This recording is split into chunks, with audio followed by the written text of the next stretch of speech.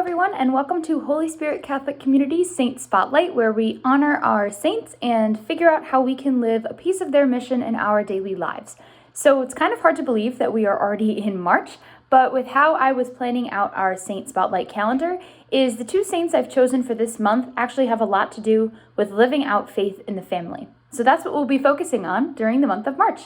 Today is March 3rd, and we are honoring Saint Katharine Drexel, the second American-born saint to be canonized. She was born in 1858 in Philadelphia to a pretty wealthy and Catholic family. Although they were well off, however, they did not let their money get to them, and they used their resources to help the community in any way that they could. A lot of times it was just opening up their doors to serve the poor, but there were many instances where they would actually go out from their homes and actively seek the poor who were in need. She learned so much from her parents. She watched her father, for example, pray every single evening without fail, and that faith strengthened her as she grew up.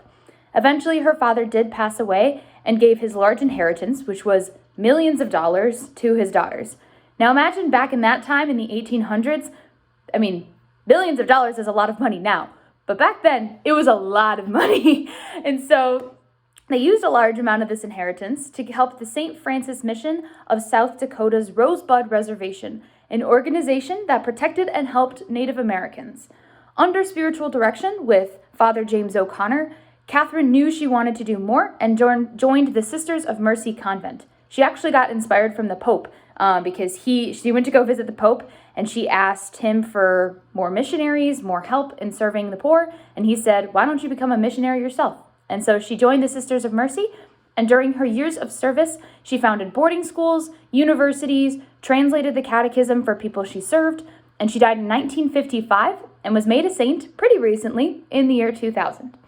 So what I love most about Katharine Drexel is her ability to combine two elements of our faith that are commonly put at odds: faith and works.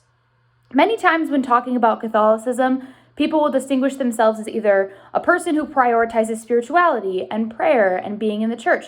And then there's some groups that prioritize service. And God never actually intended for these things to be a competition or a way to categorize people. He wanted us to do both, very importantly, in our lives. So it's important that we do look to saints who value both in very powerful ways. Another great example is Dorothy Day. I admire how much she does this as well. And Katharine, she lived this life of piety. She frequently attended spiritual direction. She had a deep love for the Eucharist. She prayed every single day with her family. But she also used her faith to give her strength to accomplish so much out in the world through acts of service. And ultimately, this service came from her love of Jesus and was a wonderful example of someone who loved both God and neighbor pretty well. Instead of isolating the two, she did both very prominently in her life.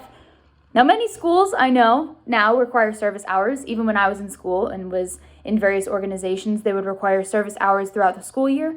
And I encourage you that next time you complete any type of service, that you introduce prayer into it. Whether it's praying before, whether it's praying after, maybe go to Mass beforehand, or spend time praying with the people that you are serving. It absolutely enriches your experience each time and will bring all parts of your faith together in one cohesive journey. So thank you for watching, and we will see you next time when we'll talk about St. Joseph. Thanks for watching.